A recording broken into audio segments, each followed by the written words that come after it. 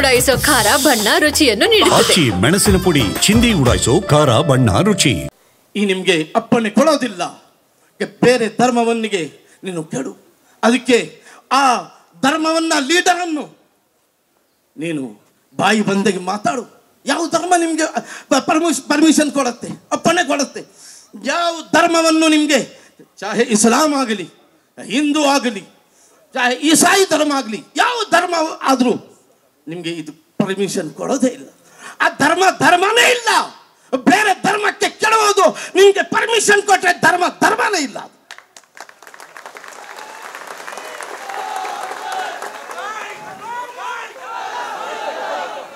ಹಿಂದೂ ನಮ್ಮ ತಮ್ಮ ಅಣ್ಣ ಇದ್ದಾರಂಗೆ, ಹಿಂದೂ ಮುಸಲ್ಮಾನ್ ಅಣ್ಣ ತಮ್ಮದವರು ಇದ್ದಂಗೆ ಇದ್ದಾರೆ.